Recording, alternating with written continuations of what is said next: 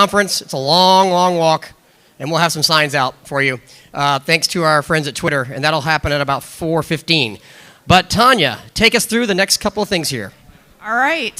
Everybody sit down, please. It will be worth your while, I promise. And cocktails are coming. Thank you, Twitter. Thank you very much. So it is my pleasure to bring up our next speaker, who I met actually at the New York Auto Show earlier this year. Not that long ago, but I feel like we've known each other for a long time. We have a lot of things in common. We both love Japan. We've had multiple conversations about Japan and the culture and how great it is. And I know you bring a history. You were there a while, but you also have been with other brands at Infinity and in the U.S. So I'm really excited to hear what you have to say today. So without further ado, Allison.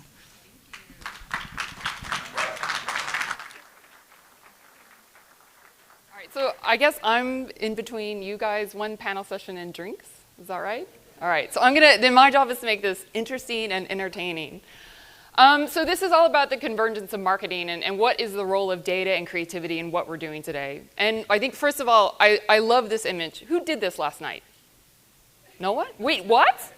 No one did this? No one sat around a box and there was a black and white picture streaming at you and brands yelling at you from a TV box? That's insane. But this is actually how marketing started. And so 75 years ago, this is what the challenge for marketers was. It was actually, what is the message that the brand wants to say? Let me yell it to you. You have a completely captive audience, and everyone is surrounded around this one thing. And the reality is that today, there are no more captive audiences. It doesn't exist. So must-see TV has been replaced by all of these different types of devices and all of these other different type of interactive tools. And we now, as marketers, have to start to connect them all together. And I think my presentation, there probably aren't going to be things in here that you've never heard before. But it's actually just more about opening up a conversation about the challenges that we have today as marketers. And I think that, and one of the biggest things is that storytelling has become fluid. And sometimes I roll my eyes a little bit when I think about the marketing jargon that we have, like storytelling is becoming fluid. But that's actually what it is. And I think the reality is that when you have sports sponsorships or when you have kind of main vehicles that you're launching, you're having to find how to connect those stories across all of the different platforms where consumers are, across all of the different devices where consumers are. And that's a huge challenge because the budgets aren't getting significantly bigger. The production dollars aren't getting significantly bigger. So we have to be much smarter in how we reach consumers. And more importantly, what is it that we want to say to them? How do we want to have those conversations with them?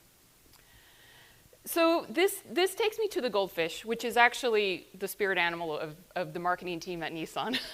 So Facebook did a study a little while ago that actually found that goldfish actually human beings have less attention span than that of a goldfish.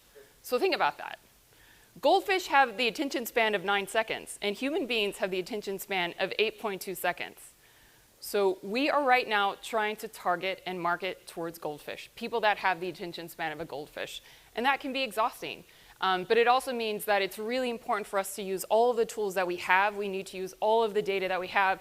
And we have to be super creative in how we reach people and what it is that we say in the conversations that we want to have with people. So it's bringing in this new era of marketing. And we have all of these tools at our disposal, the new era of marketing, traditional models are being completely disrupted. And I think we're all still trying to figure out how to put all of the pieces together. And I think probably the biggest catalyst of this is the mobile phone. So now you have all of the information that you need.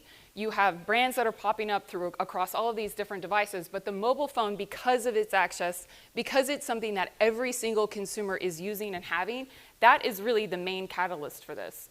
So according to a recent study by Adobe, more than 30% of online purchases are done via smartphone. Actually, I kind of thought that number would have been higher, but that's the reality of it. And I think that will continue to grow and grow and grow, especially as we think about we're all getting ready to put together our Black Friday events and what's going into the holiday. But all of this will start to be done online. And what does that mean in automotive, where we still have a little bit of a barrier, actually quite a big barrier, between how we're marketing to consumers and what that actual experience is when you're actually in the showroom.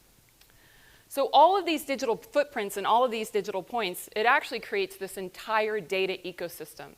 And it used to be ones and zeros, but actually it's more about what are the insights, what are the things that we know about consumers, and how can we use that information, how can we empower it with more impactful communications.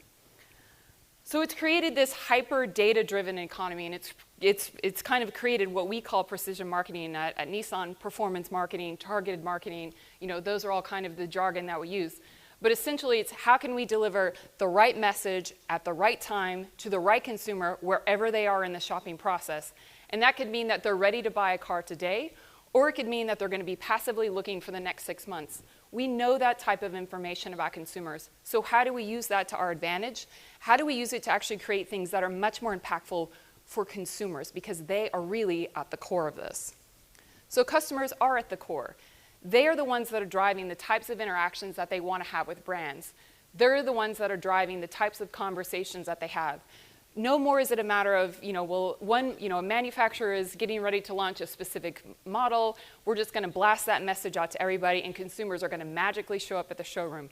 That doesn't exist anymore. What consumers are expecting is that they're expecting personalized or as close to personalized information as you can get based on what the indicators that they've given to us. So I'm interested in a GTR. Please do not serve up a cargo van to me.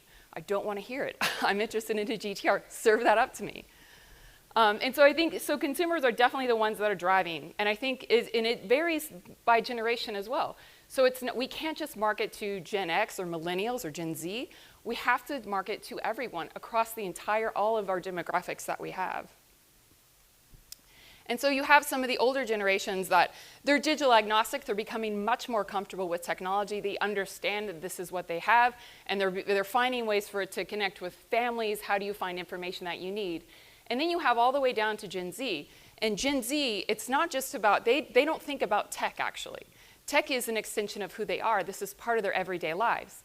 And Gen Z, they aren't buying vehicles yet, but that will rapidly start to change. They are starting to become more and more of, they don't have all the purchase power yet, but they're getting that. And the way that they're consuming brands, the way that they're consuming content, the way that they're discovering brands is so dramatically different.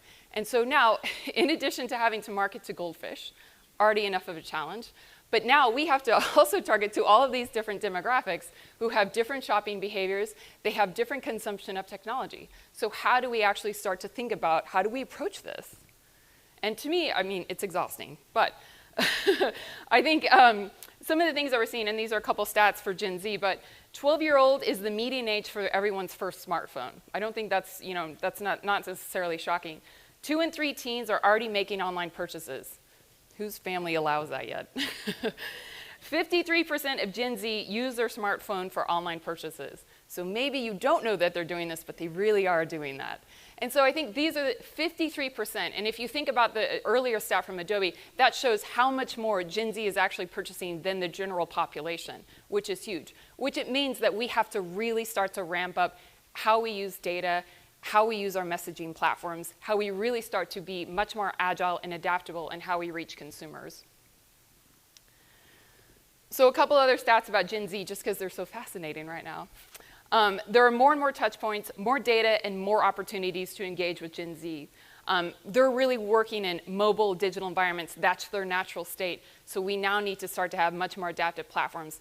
And I think the risk in automotive is that we're a little bit behind the times. I think we're not as quick moving as CPG industries are. We still have a little bit more of a mature industry. So how do we ramp up quickly to deliver on these digital customer experiences? And I can imagine that for any other OEMs in the room, I can't imagine how many other meetings that you sit in about digital customer experiences. And I think the reality is that we really need to break through in this area because we need to be ready for these customers that are coming up, and they will be having the purchasing power very, very soon.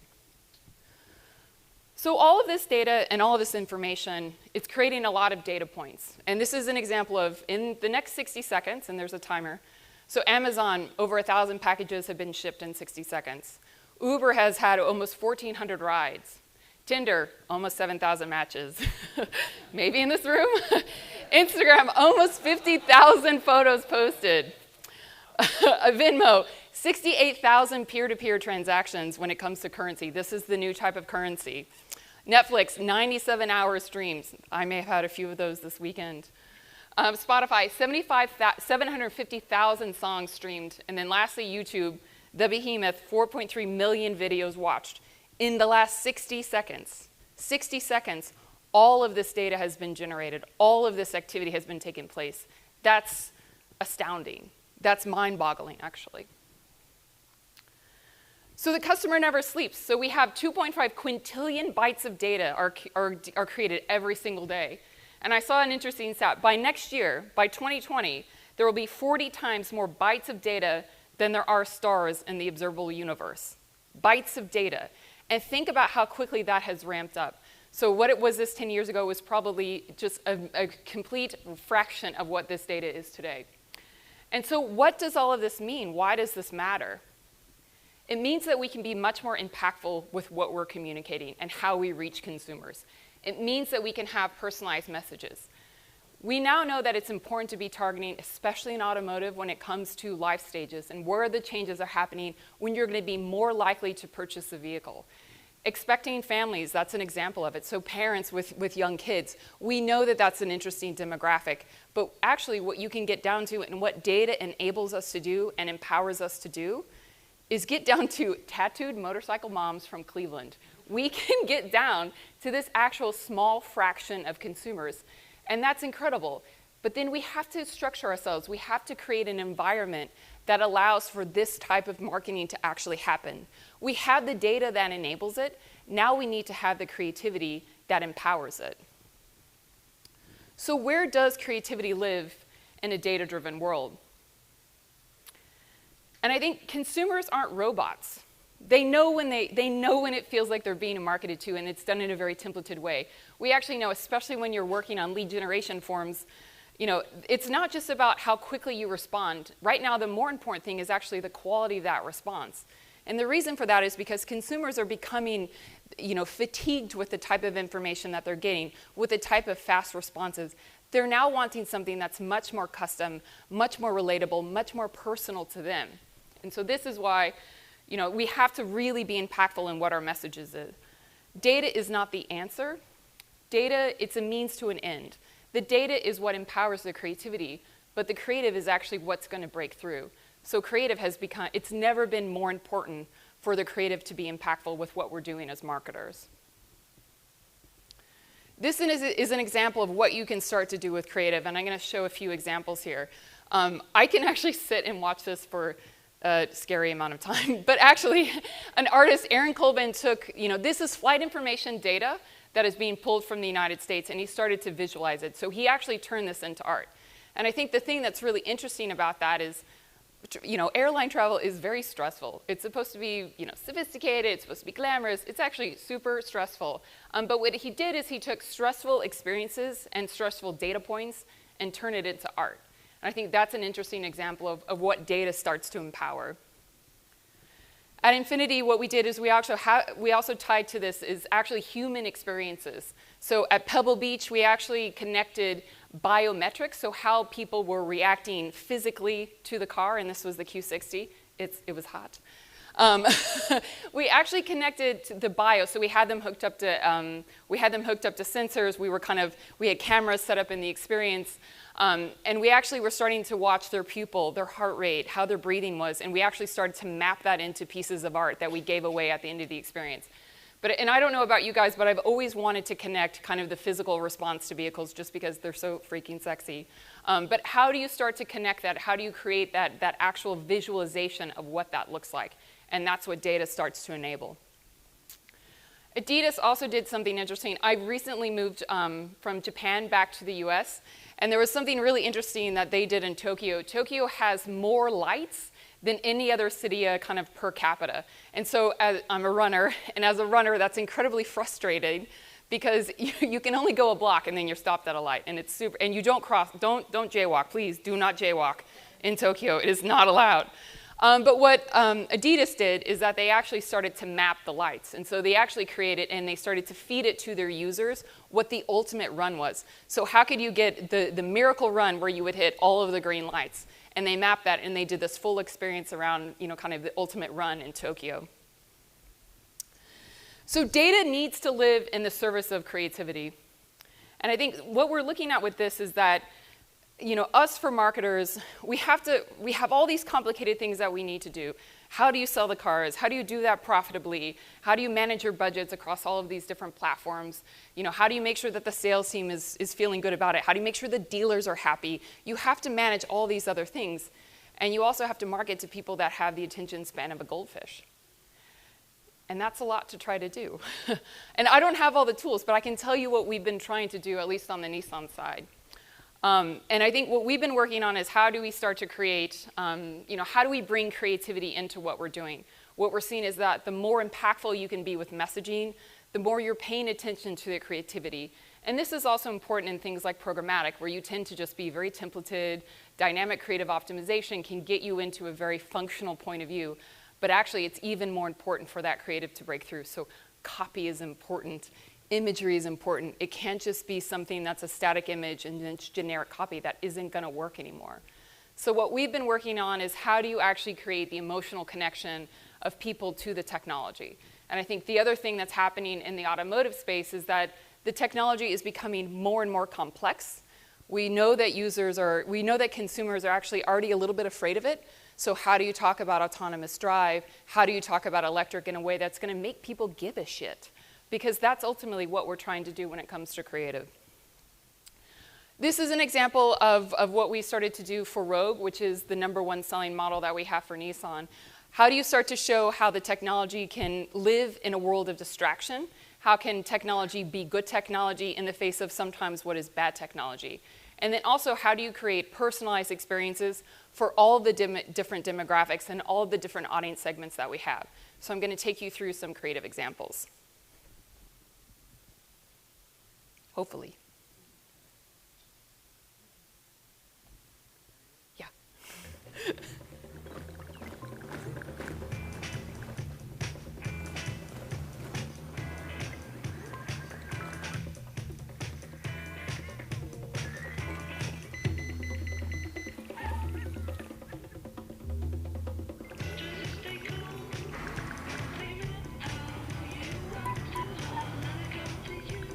This is protection in a world of distraction. This is Nissan Intelligent Mobility. So the overall idea was this is protection in a world of distraction. And then how do we start to take that message and bring it into all of the different audience segments that we have? So what we've started to do is we've developed advanced audience segmentation across all of our core models and all of our launch models. And then we're creating personalized creative for that. And so we've gone from where you have one TV spot and then a handful of banner ads or dynamic or DCO into something where we're creating hundreds of pieces of assets that go with every single campaign. So this is an example of some of the creative, again, about how do you explain technology in a world of distraction across all of the different audience segments. And this is just a sample of this. I think there are hundreds of them that we had. The first example is this is for audiences with young children. Where's Daddy?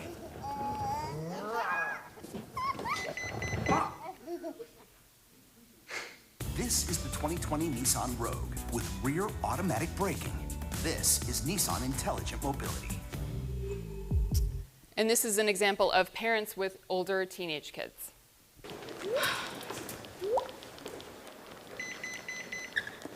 Hi, Brad.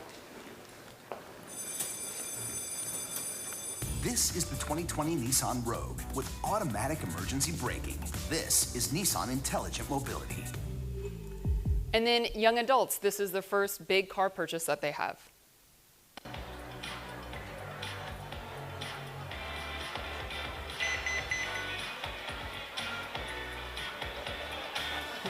This is the 2020 Nissan Rogue with blind spot warning. You can tell who's had that happen to them. And then lastly, baby boomers. We do not market to baby boomers because we get so caught up with millennials, but they are an important audience for automotive. They are the biggest car purchasers. So let's make sure we also talk to baby boomers and people who are empty nesters.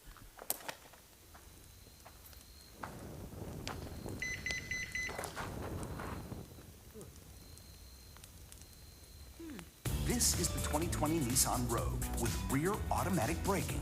This is Nissan Intelligent Mobility. And so that's just an example of some of the creative that we're starting to develop. And again, we're doing this across our entire lineup. And I think the other thing is that these are also 15 seconds. We also have 6 seconds. So if we know that goldfish have the attention span of 8.2 seconds, let's just go and get out in front of that and create what is that complicated technology and how do you actually tell that story in 6 seconds. So for me, the goldfish is our spirit animal. This is how consumers are behaving today. And ultimately, this is why creativity is and always will be queen. And that's it. Thank you.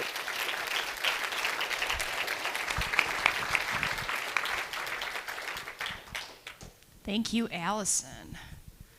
Oh, I was going to say, if there's no questions for Allison, I'm going to be shocked. If you could say your name and where you're from. I'm Daniel, and I'm from Twitter. This isn't a Twitter-related question. This is actually more towards the creative agency and towards for you guys, which is when you're in a position of having to create that many different assets per campaign, how do you keep not just production costs but talent costs in check? Because those can obviously balloon if you make 6 little spots for one spot. Talent balloons anyway. Yeah, the challenge is real on that side of it.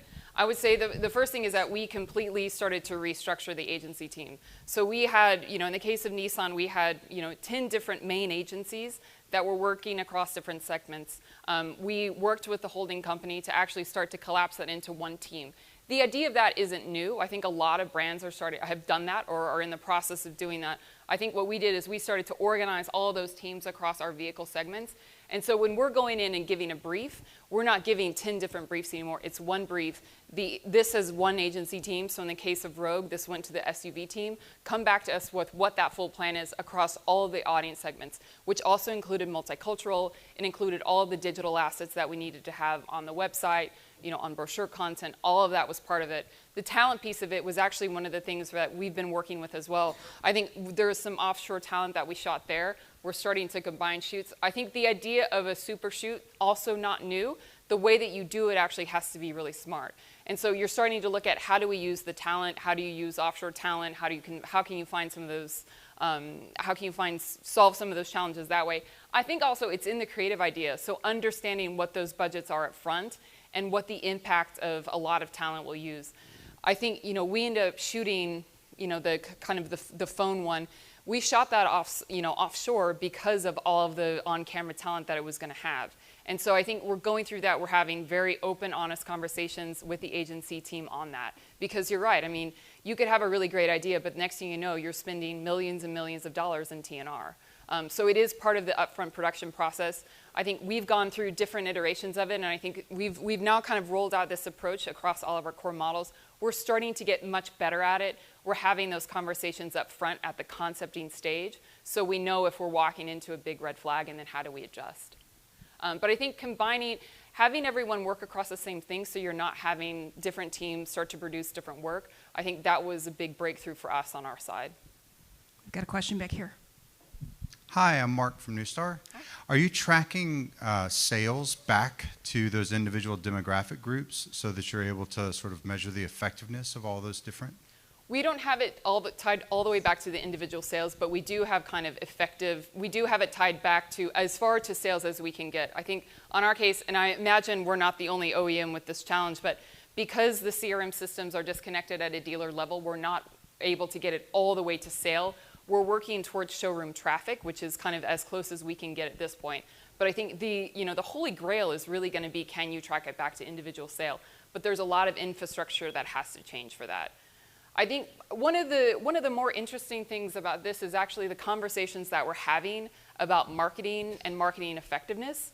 And we're having it at a much more operational level than we have in the past. And so it used to be, what is the website traffic number? And we had a key buying actions, and you had kind of one single KPI that was supposed to explain all of the marketing that you're doing across all of the audience demographic. So we've started to break that down and kind of really talk about where we're targeting consumers, where they are in the funnel, and then how are we performing at those different stages versus just one single KPI. And so I think, obviously, the CFO obviously wants us to track it back to individual sale. We're not there yet, but we can track it to the showroom traffic level. which is a big advancement, at least on our side, because it's been a big infrastructure and data analytics overhaul. Any other questions? Well, with that, thank you, Cocktails. Allison. Thank you. We've got one more panel, and I promise we saved the best for, well, I shouldn't say that because everybody's been great, but it's worth sticking around for, not to mention the cocktails from Twitter. So give us 1 second to set up, and we will be back. You okay on time?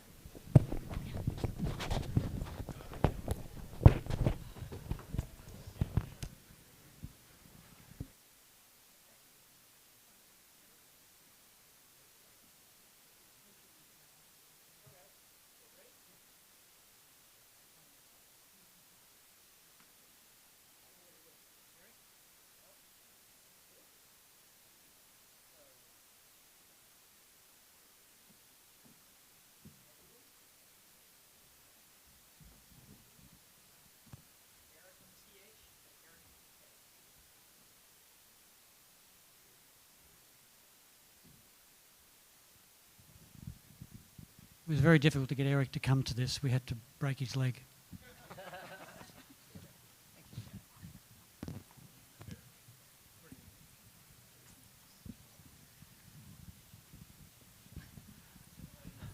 Okay. Hi there, I'm Ian Beavis. I'm with AMCI, and I get the privilege of interrogating this particular group. We're going to talk here a little bit, really an extension of what you just heard from Alison about what is going on in terms of understanding consumers and what automakers are doing in this particular area. So a couple of housekeeping things. First of all, I'll get these gentlemen to introduce themselves in a moment, but if you've got questions, feel free to ask them during the presentation so that we don't lose the train of thought here. I find that is a little bit more interactive. And then the other thing is I've got a marker here that if I see any of you looking into your bloody phones or going to sleep, I'm going to throw it at you. So, good. I'll just make sure. So, with that, why don't we hand over to Steve here to introduce each of yourselves. Thanks, Ian. Steve Ambo, Head of Brand Communications for Mini. Eric Marks, Director of Marketing for Nissan, and I'd just like to say I agree 100% with everything Allison just said. She's brilliant. Eric has very strong survival instincts.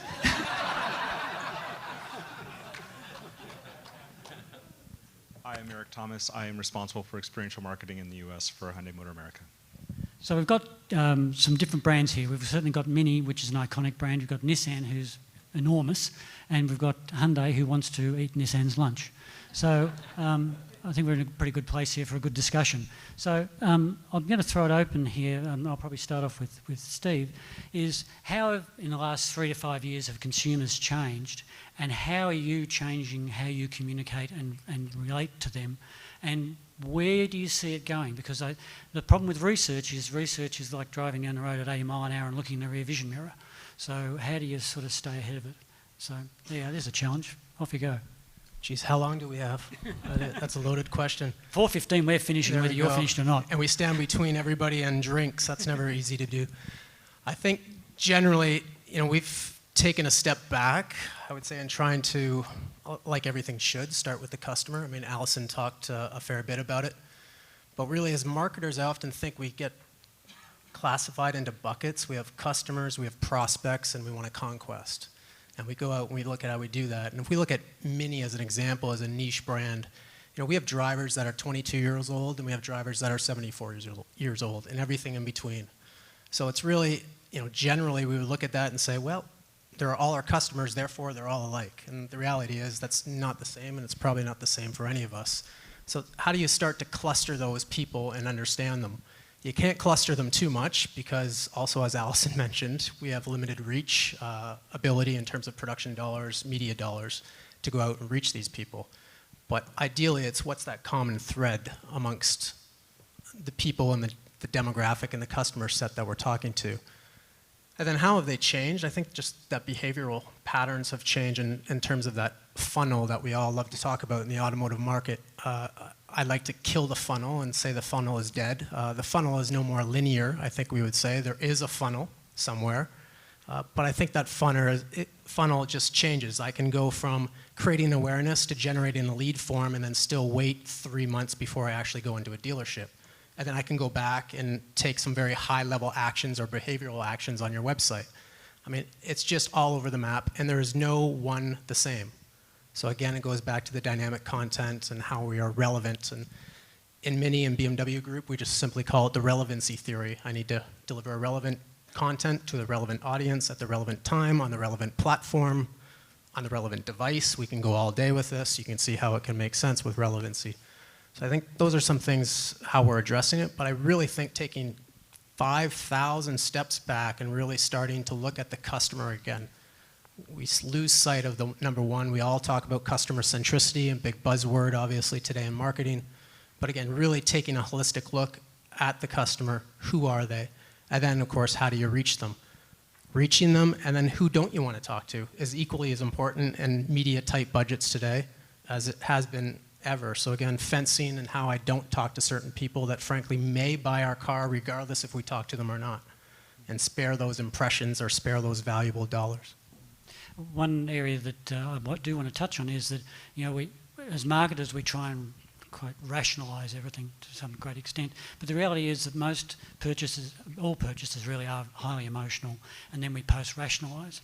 And so I'm interested in, with a brand like Mini, how you create this emotional connection with you've got to be relevant, but how do you create a really meaningful emotional connection with your prospects and your customers?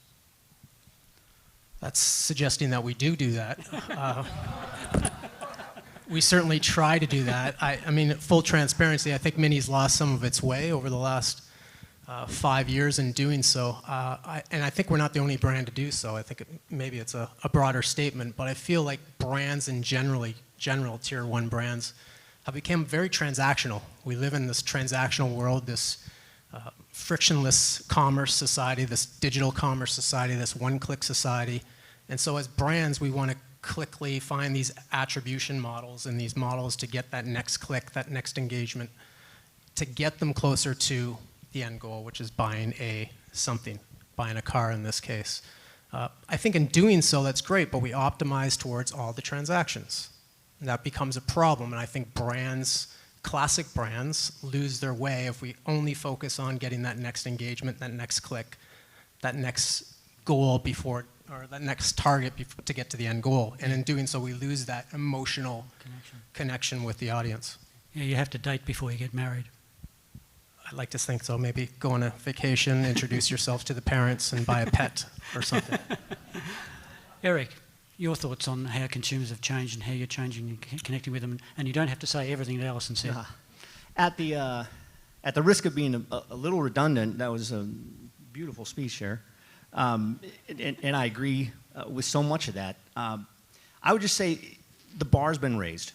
The consumer is in control more than ever. Every year it seems like the choices they have multiply.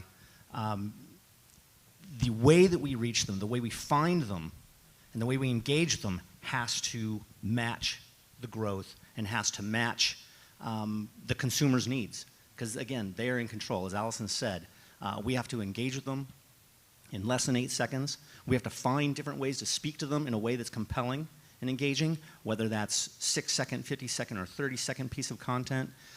We have to think about where they are, not only in life stage, but also in where they are in terms of a purchase stage. Are they in the future market, near market, or are they in market? And it's a different message. For that same consumer, the message might change them, 1 year versus the next year. Same consumer, but a different stage, different life stage, different consumer stage. And so, as I say, the consumer is more in control than they've ever been. We need to adapt. We need to find and engage them in a way that's compelling to them. So Eric, this sort of gets to your point. You're the experiential guy, yes. And so these guys are busy in the ether up there, and then finally someone comes down to your world. So how are you changing the way you connect in terms of experiential? And while you're talking that, talk a little bit about where auto shows and general events beyond just ride and drives work for you. That's a lot. What I would say is what they've said is we're not unique. I think we're all experiencing that, and I think things are in the consumer's hands. I think if anything, what we know is that they're spending 17 hours doing research on the car. They've probably narrowed it down to 1 or 2. They may not have even stepped out of a brand that they normally look at. So then they go to maybe 1.5 dealerships. So it's ever more difficult to connect with consumers and to really give them that brand impression.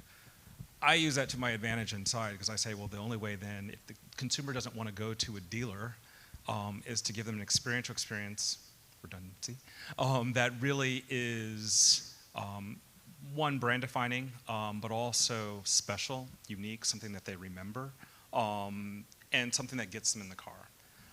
And I think that there's tremendous opportunity in most groups, most brands, experiential divisions for that reason. Because again, if I'm not going to go into anything other than Mini dealership or Nissan dealership or Hyundai dealership to look, then how do you convert? Your digital content is screaming along with everyone else's, and so how do you get that thing that's out there that matters? How do you get them to touch, see, feel, and smell? And that's experiential. And it's fun.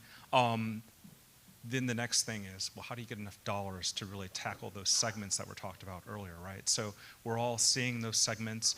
For us, we're sort of limited to focus really generally on the one car that we're launching rather than sort of sustaining that message through the life cycle, right? Wouldn't it be lovely if we had the right amount of money for each individual model the whole way through? So we're looking, and that just isn't reality, but we're looking constantly at those things that we can do that, sends that message. I'm trying to figure out how I can phrase this. So we announced this week, I think I'm free to say that we announced that we're going to be building a truck out of our plant in Alabama. So therefore we have a truck coming. So where's the place that we want to be we haven't been, that's going to connect and get people to think about our brand differently, get them to think that this truck is right. So we're already putting those thoughts in our mind. And getting someone who is a truck buyer that hadn't considered a brand to stop and think, I have to go and do that search, or better yet, come to their experiential endeavor to really touch and feel that car. So that's the fun part. Auto shows, I would argue, are still tremendously of value. I think that we're seeing some decline in attendance, and that's got a lot of folks freaked out. But at the end of the day, when you look at the 70-plus shows that are out there, attendance is still anywhere, I would say 15 million plus, right? If you go by the independent research that's done to study the attendance. So do you turn your back on that market where there's where there's people that want to pay to come in and hear your message and touch your car? No, there's still tremendously of value. I think one of the things that I've been working to bring as a challenge in our team, and actually the collective with other brand auto show managers to the show managers themselves, is how are you embracing the digital age? So why is it in the digital age you still can't tell me who was there? Why is it in the digital age you can't tell me who was there, who bought what when they did? Because at least until CCPA takes full effect and we know kind of the limitations on reach, there was a way to know who came to the show because you did electronic ticket sales. You held on to that information. Then there's a way to go back. If you're saying, if you want to stay relevant, hey, this is your investment in the show last year. You guys look like what you did, and that's great. Your competitor looked like this. They probably put in twice as much, and as a result, here's the returns. We all, as brands, want to work together because, gosh, people, again, are going to come in and pay money to come and hear our message, right? So we want them to come. And so I think if we're thinking about the future of what auto shows do, it's us working together to ensure that this channel stays open and stays relevant, and that the show managers embrace sort of what we already have. Thanks. So just thinking about, we've talked a lot about digital, and I just talked about experiential.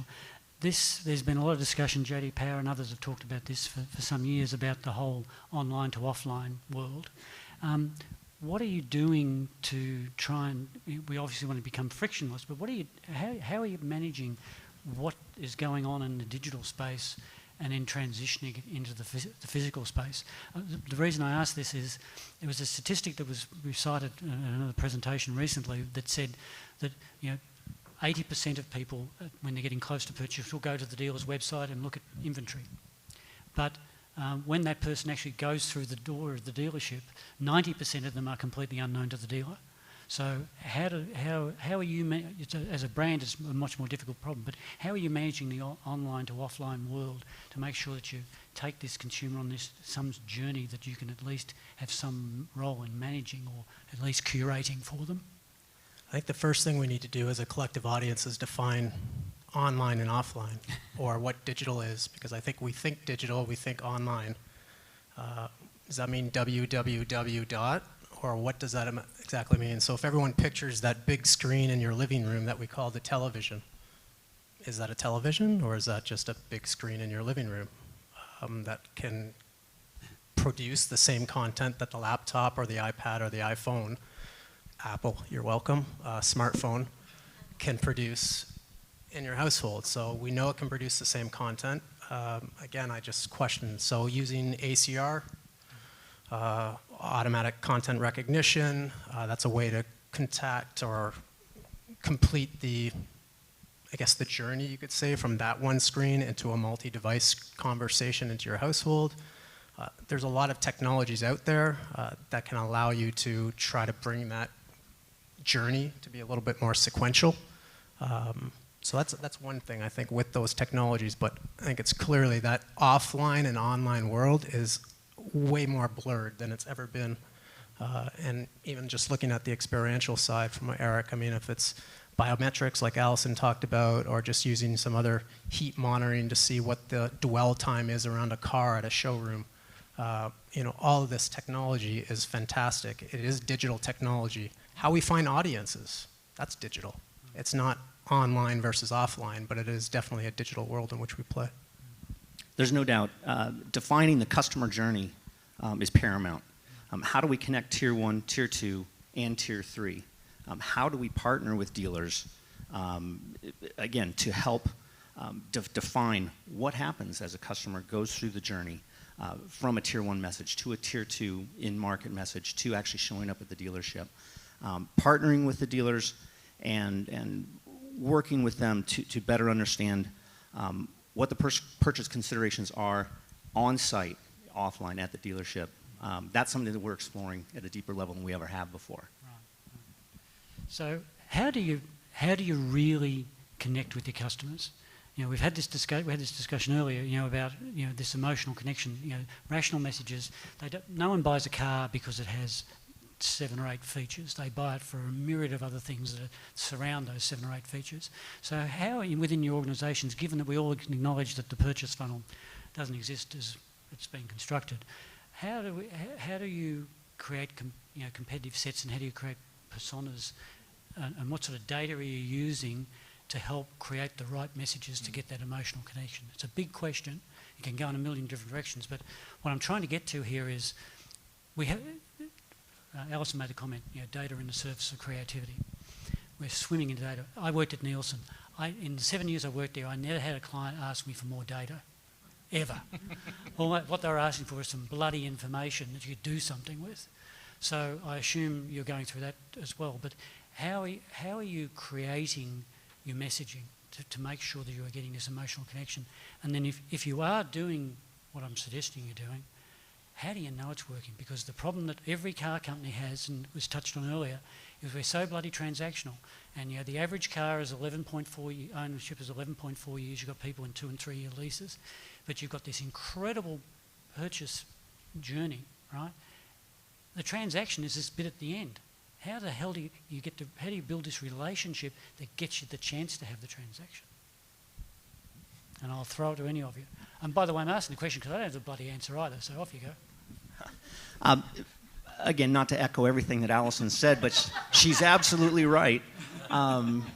There's multiple audiences, and one message does not fit each audience. And we are going model by model and defining up to 4 different audience segments with a unique, discrete message and piece of content for each. And we believe we're on the right track in terms of defining discrete messages for each of these audiences, and then measuring both in the pre-production period as well as in market. How are you identifying the audiences, though? So we had the nice little buckets of the 4 that Alison showed, but how did you arrive at what was the right thing to say to those people to connect with them? Honestly, we have a team of data scientists. We have a few people on the client side and then at the agency side, and we work in depth with them at a level that I probably won't be able to do justice to here. But again, a level of data, a level of research into who is buying these vehicles, and it's model by model, that we have never explored before. Just in this past year, we have started to dive very deep into it. And as I say, then we test to make sure that the messages we're sending and building for these audiences are compelling. A/B tests in the digital space, optimizing all along, trying to find the right balance between our Nissan Intelligent Mobility technology message with an engaging message that hits them emotionally, and constantly trying to optimize these audiences and the messages we're sending them to make sure that we're achieving what you talk about. It's interesting. You're one of the few brands at the moment that are really being overt in going after, creating a technology message, and you're trying to keep it simple. How relevant is the technology message to these consumers, or are you really trying to introduce technology as something they should be thinking about? Well, I'll just say, quite frankly, when we first introduced Nissan Intelligent Mobility last year, we, by all accounts, probably over-pivoted towards a tech for tech's sake message. We were so excited about this new direction and the technology that was coming in cars, not just our most expensive trims, but vehicles all the way down, to a very accessible price level and customer, that we probably skewed a little too far on the technology message. What we've learned through the research, through neuroscience, and again, pre-production testing, in-market testing, is that without an emotional hook to tell the consumer benefit of the technology, we were missing out. We were suboptimal. We were not as compelling in the marketplace. And so we've righted the ship, trying to find that balance. And again, working very closely with market intelligence to make sure that we retain that balance, audience by audience, within each model, whether it's a 15-second piece of content or the full 30-second or long form, constantly optimizing. And so how are you dealing with the dealers? How are the dealers reacting to this? Because this isn't their taste. Except they love I would say, the course correction. The course correction where we started to add a little bit of humanity in. You saw some spots that Allison just showed where we show kind of the metaphor, the human metaphor, where the friend cuts the guy off on the dance floor, and then we go to a vehicle with blind spot warning. They actually really like and are very much a fan of where we're course correcting to in terms of balancing a tech message, blind spot warning, with a human moment that is meaningful to them. As Allison said, we had one with families, we had one with young drivers and teens and boomers. Yeah, I don't know that my wife would have saved me walking into the fire. So long and short is the dealers are actually very, very pleased with the current direction. Because it is a more emotional way to, and more, I think, potentially more relevant way of getting technology across. Has it manifested itself in your work, Eric, too?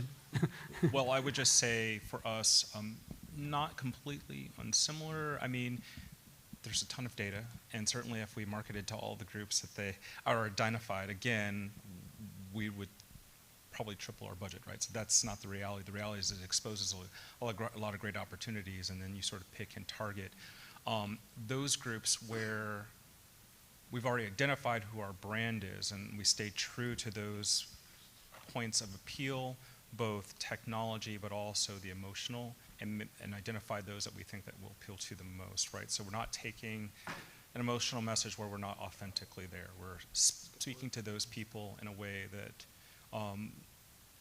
we're complementing, or we're for lack of a better way to say it again, authentically in that space with a message that we know will resonate, and that again is based on research.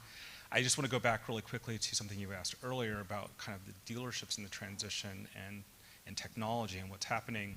I think either way, all of this, our dealers like any time that the vehicle is featured, the technology is featured generally. Of course, they like stuff to be funny and kitsch and cute.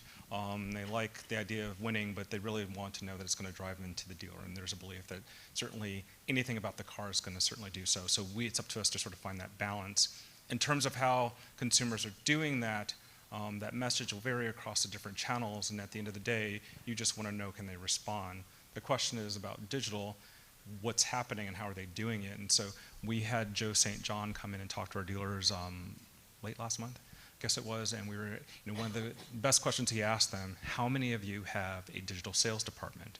And we waited, and like, we have a digital sales team or a digital sales manager. And at the end of the day, the point was, in this day and age, if you only have a digital team responding to people engaging with you electronically or by some mobile device or online, then you're missing the point. This is how the business has transitioned, so everybody should be able to respond to however the consumer wants to be responded to, wherever they identify themselves to be in the funnel. You should just be prepared, right? And I say the funnel just because it's a level set, if you will. But anyway. I'll just mention go back to the customer conversation and how do you start building out those customers, because I find it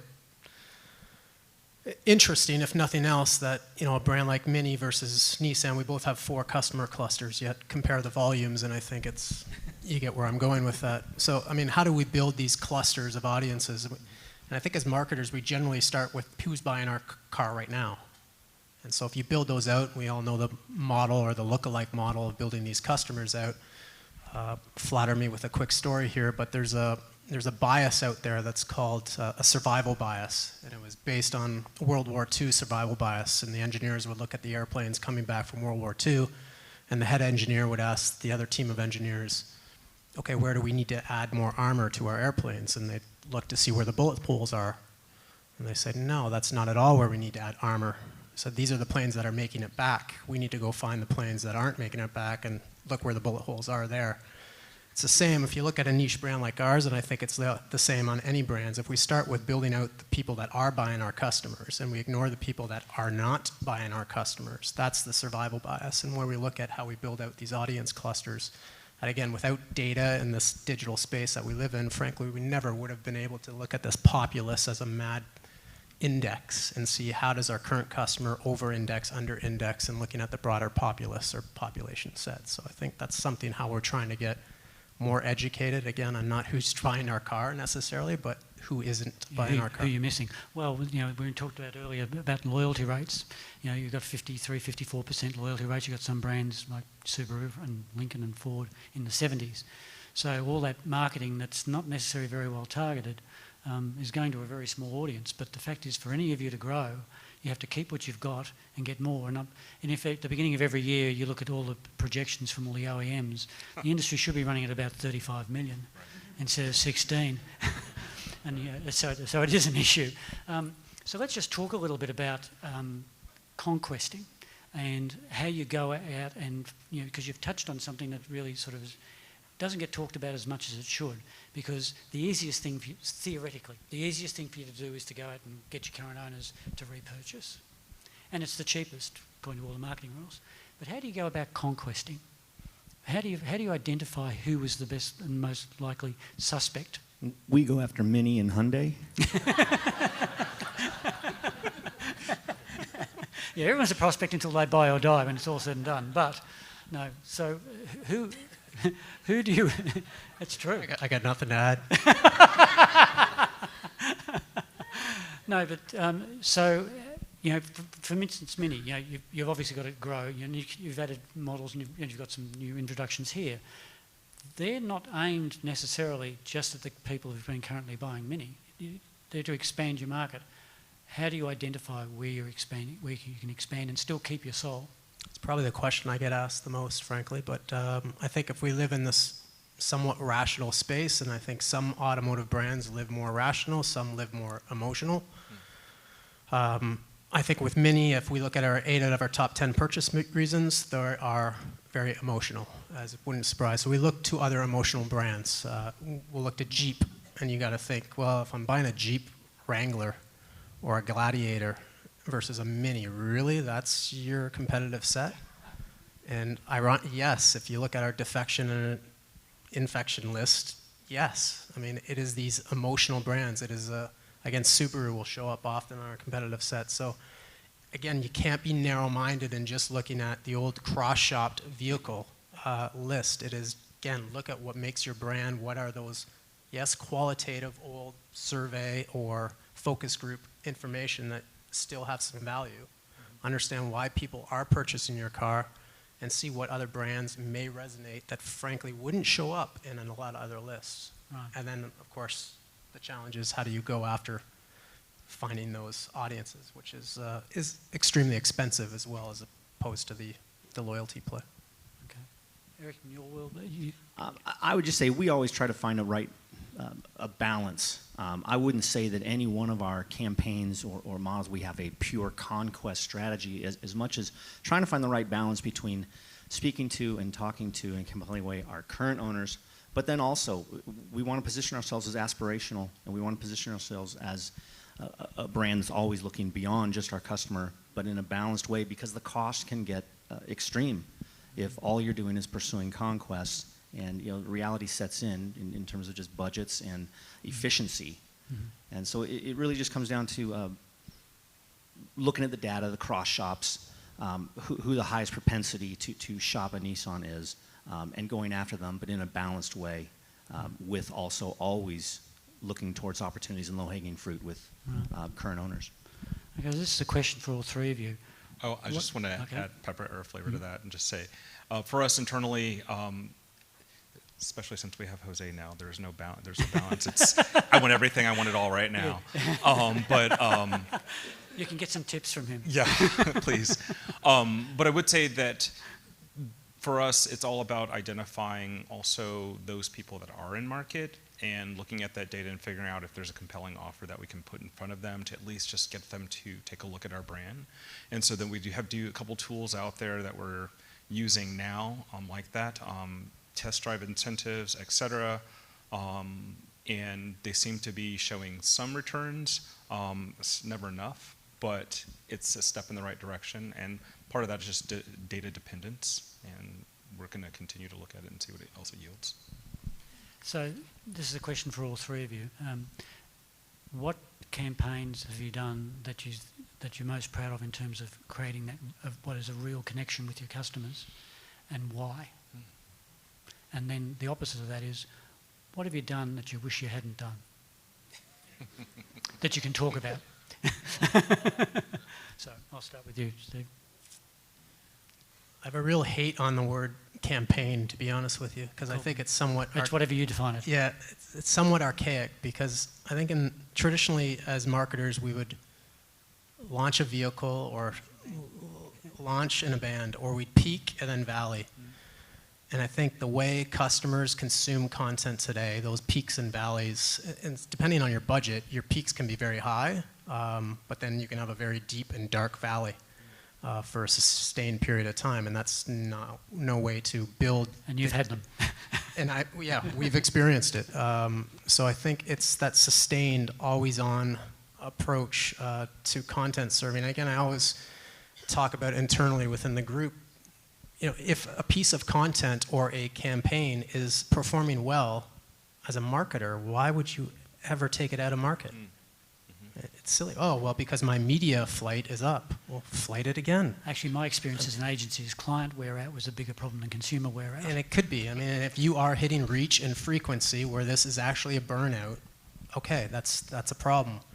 But with our budgets, I question whether or not, often we're hitting a reach and a frequency where we're actually burning. I think it's us, frankly, that gets more tired, or our dealer sets that get more tired of looking at the content. It's probably not the audience. And again, the information will tell us, the behavioral patterns will tell us if this is burning out, and if we were seeing great engagement and we're no longer seeing great engagement, okay, maybe time to change the messaging, or the audience has turned over or changed. So what are you most proud of? Don't answer the question you wished I'd asked, answer the one I'd asked. Yeah. I think most proud of understanding that, honestly. And I think understanding of how we serve and flight content going forward. And this is a recent phenomenon. I wouldn't say we understood this 5 years ago. So I think understanding this and understanding that will allow us to create better creative and more relevant creative. Without that understanding first, I mean, I don't care what we do, or we could have the best creative minds in the world in the room. So I think, not to skate the question, I think that's honestly what we're realizing our errors and realizing what we failed at is how we succeed. So I think that's where we're going. I'll just say Nissan has been the premier partner of the Heisman Trust and the Heisman Trophy for 12, 13 years now. And I've had the privilege at various levels of my career to be involved with that pretty closely throughout. And it's the one I'm probably most familiar with, but very proud of. I'm a huge fan. So it's kind of like I get to geek out every summer as we start developing the Heisman campaign. But, can you bring a friend? There you go. But Nissan's had tremendous success with that. Quite frankly, ESPN, our media partner with it, uses this partnership to try to sell other brands for other partnerships because they too are so proud of the way we work together and what we've been able to build with the Heisman Trophy and the Heisman Trust. It is a 360-degree campaign in every sense of the word, to the point where, as the premier partner of the Heisman, we actually get a Heisman vote. Nissan gets a vote, and we give it to fans. It's one of the 357 votes is actually given to the fans, courtesy of Nissan, and we get close to 1 million fans engaging with Nissan and the Heisman through that vote mechanism every year. That's just one piece of the way we go to market with it, and it's just something I'm very proud of. I also think all the campaigns we've done recently with Allison are brilliant. And no, I really, and I will say very seriously, what we've been able to do this past year by, again, bringing humanity in and bringing emotion into a tech message, what was a tech message 2 years ago, I'm very proud of, and we're having a lot of impact. And so between what we're doing for our models and then what we're doing for our brand with Heisman, it's been great. What hasn't gone right? There's so much.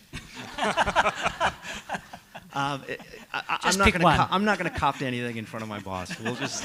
Okay, you're going to plead the fifth. We'll have a drink later and we'll talk. Okay, truth serum later. Eric? I should have had enough time to think this through. I would say that we say internally that better drives us, and in kind of identifying this a few years back, it allowed us to sort of define a content series approach that then we were able to apply to a bunch of different channels. So we produced the Rolling with the Rookie series as part of our sponsorship with the NFL and experienced tremendous success. And it was cool because it was telling. It allowed us to jump in as a fan of the sport and tell the story of athletes that were, going through the draft to become, a pick at some point. And everyone that we actually told the story of actually did get drafted, but to one team or another. And so that was neat because we were there authentically as a fan in this space and got to tell a story that normally wouldn't get told. And it was on brand for us to do so. And then we applied that same message last year to an LGBTQ content series that we produce. And it's exposed that this is our voice and this is how we endear ourselves to those parties that we support. And so we applied that. And then there was this other great story that we did through, and you asked for just one, but it's this approach, right, that's on for us, that's working. And we told our Hope on Wheels story. So for every Hyundai that you buy, for the last 20 plus years, we donate towards finding a cure for childhood cancer. And we brought that story to life as part of our NFL Super Bowl ad a few years back. And it was neat because of, actually I loved it because in all those cases, because everybody really enjoyed it, it brought a 360 approach internally. I think that's really good when everybody can get on board, and that's what made it fun. And they were positive messages and good for our brand, and so I think that's why and the what. Yeah, no, a lot of the we've been referencing here, the secret here is we're in a different era of marketing messaging because it isn't about messaging, it's creating conversations. And it is a 360, it just goes around and around and around, and if you can reach out to people and create that conversation, that's where you'll get the emotional connection. There's no question that works, it's just hard to keep yourself on the track. We always say yelling versus telling within our roof, and yeah, it's very hard to yell or out-yell everybody, but it's nicer to have a conversation. Yeah, so. exactly. You've all been very quiet there, so why don't we see if there's any questions out there in the audience. If not, I'll ask some of you. Is a threat? Anybody? Oh, here's one. There's also one down the